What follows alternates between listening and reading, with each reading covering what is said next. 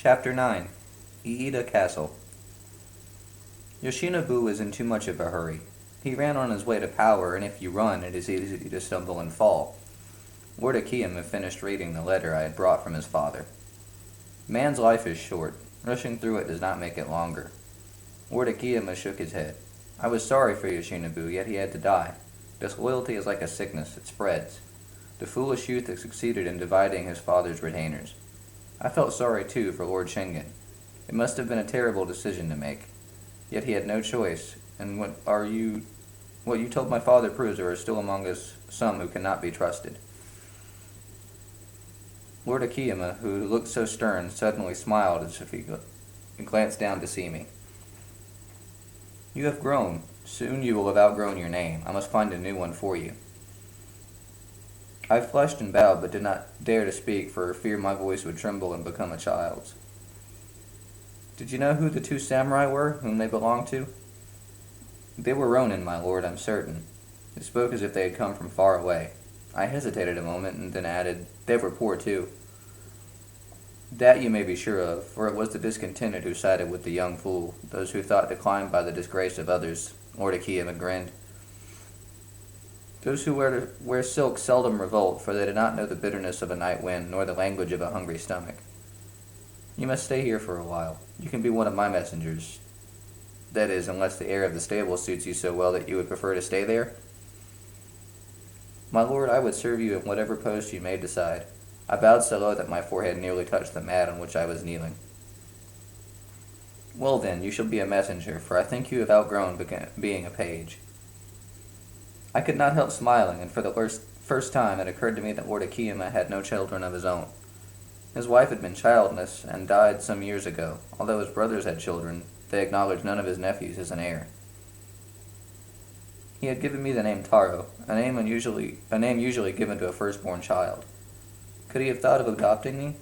Lord Akiyama was playing with his little fan, opening and shutting it with quick little movements, and now he held it up and indicated I could leave. I bowed once more, and so deeply that this time my head indeed touched the mat. Then I rose and walked out of the room. Lord Akiyama's messengers were all young soldiers, sons of his captains. I was the youngest among them, and again I had to be as humble as my youth demanded. But I did not mind, for I knew well how much this new position had advanced me. No longer was it a foolish fancy to think one day I would be a samurai. We messengers were a superior kind of servant who carried orders given by our betters. We were but 6, the other 5 had been pages and brought up in court life. The oldest of us had served as a page at Tsuchigasaki Castle. According to him, Iida Castle was but a poor man's hut compared with the Takeda mansion, and he had the deepest contempt for the fashions and habits of our court. The district Lord Akiyama ruled over was vast. Samurai retainers and vassals who were lords of villages or mountain valleys could often arrive to consult Lord Akiyama to pay him taxes or ask him to arbitrate in some dispute. It was our duty to greet such visitors and to escort them to the room where Lord Akiyama used to receive them. I quickly learned that our position had a lucrative side. A little sleeve money could be easily earned. One need only pretend that Lord Akiyama was busy that day to earn a few coppers. The oldest messengers were especially expert at this game and played it to perfection. It was only the poor to middling wealthy farmers that we could pluck. A samurai would know better than to put coins in our sleeves, and we better to make any attempt to ask them. Sometimes a gift was freely bestowed upon us, but then it was after the samurai who had been received by Lord Akiyama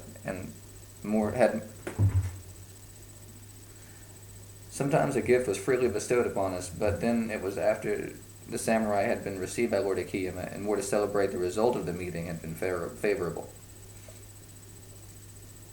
The first time I was offered a few copper coins by a timid old man, I indignantly refused them. He thought he had not offered me enough, and I immediately doubled the amount.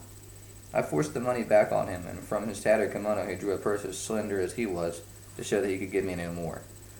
When he finally understood that I did not ask for money and would guide him to Lord Akiyama without a fee, he embarrassed me by bowing and scraping in front of me, even though he was old enough to be my grandfather. The scene had been observed by 2 other messengers, one who took me severely to task, hinting that my time as a messenger might be short if I repeat such behavior. I mumbled something about not being a beggar monk, which resulted in him being doubly insulted and accusing me of calling him a beggar. He reminded me that I was a boy still, and then he touched me upon my former home, the stable. I kept my temper, only muttering in my defense at the man who looked so poor. This had made the young soldier laugh, and he pointed out the slender of the purse the easier it was to open. I kept my gaze away for fear that he would read the contempt on my face and stared instead at the floor. When he admonished me enough and walked away, I felt a childish urge to spit on the floor where he stood, but another young man stood there watching me, a smile upon his face. "Are you one of those Buddhist sages who grows fat on wisdom and clothes himself in holiness?" he asked, and before I had a chance to reply, he continued, "If so, then Iida Castle is not the right place for you. You should search out some temple or hut in the mountains where the vanities of the world could not tempt you." I shook my head in anger, feeling I had been unjustly treated. The young man went on to explain a little bit about our position as messengers. It seems that we were never paid, yet expected not to dress in rags. Lord Akiyama knew well how we managed to obtain the little money we had. Great demands were made upon his purse, so he was only too glad to close his eyes to the affairs. I, who was in badly need of clothing, finally understood that I had been foolish in refusing the coins, but I could not help but mention once more the poverty of the farmer who had no more in his purse than he offered me.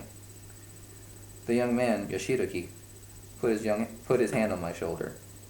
"Charity should always be mute," he said, "for those who never practice it find the virtue in affront. Remember to do your good deeds as secretly as if they were crimes." Laughing good-naturedly, he added, "But they say you are Lord Akiyama's pet. He would not dislike you for what you've done."